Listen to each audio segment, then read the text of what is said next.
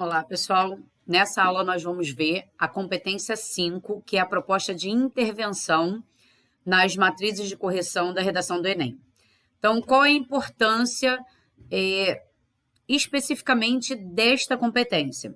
A gente vai relembrar o planejamento de modo geral, porque o planejamento ele faz uma coluna vertebral no seu texto, ou seja, faz com que o texto tenha princípio, meio e fim, e com que você tenha uma coerência e coesão dentro do seu texto. Lembrando que a dissertação argumentativa ela é um texto com propósito de convencimento, lembra? Então, no nosso primeiro parágrafo, a gente já tem que colocar uma tese que dentro dessa tese já exponha alguns de nossos argumentos. A redação ela tem que ter 4 parágrafos, pelo menos, né? Pode chegar a 5? Pode, mas não é adequado, isso a gente já falou em outros vídeos. Em que um parágrafo é a introdução, o segundo seria o seu primeiro parágrafo de desenvolvimento, onde você vai articular, você vai discutir tudo que envolva o seu primeiro argumento, já citado na sua tese. O parágrafo 3 seria o seu segundo de argumento, né, de desenvolvimento, onde você vai abordar apenas os assuntos que envolvam o seu segundo argumento já exposto na sua tese. E o nosso quarto parágrafo é a competência 5, que é a proposta de intervenção, certo? Então, em relação à coerência e coesão, por que coerência? Você, no seu primeiro parágrafo, na sua introdução, você colocou os 2 argumentos que você pretende discutir, de modo a convencer o leitor que você está certo sobre determinado assunto.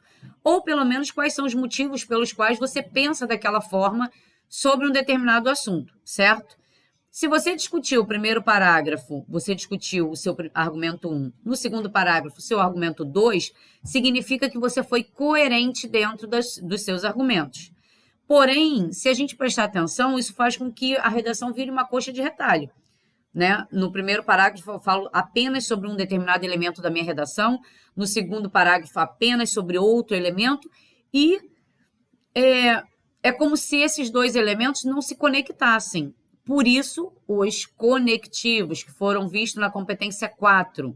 A necessidade dos conectivos, elas vêm da necessidade de você fazer com que o teu texto, embora com assuntos pertinentes ao mesmo núcleo, porém totalmente diferente, como eu cito para vocês, eu venho trazendo essa tese desde o início para ficar claro, violência no Rio de Janeiro, a violência no Rio de Janeiro é subsidiada pela má remuneração dos profissionais da área de segurança e pelo descaso dos políticos em relação à sociedade. Se eu vou falar apenas sobre a remuneração dos profissionais da área de segurança, no meu segundo parágrafo de desenvolvimento, aliás, no meu primeiro parágrafo de desenvolvimento, que é o segundo da redação.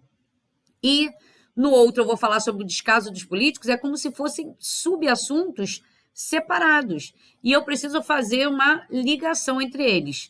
Por isso, a necessidade dos conectivos intra e entre parágrafos.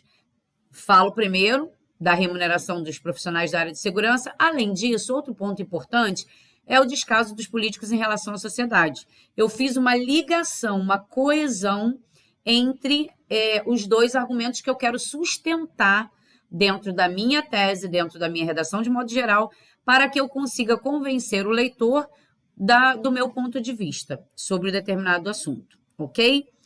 E aí, após ter feito isso, eu verifico se eu tenho aquela bendita coluna vertebral, em que, na minha introdução, há um tema que é dado pela banca, é dado pelo professor, né, numa proposta de redação.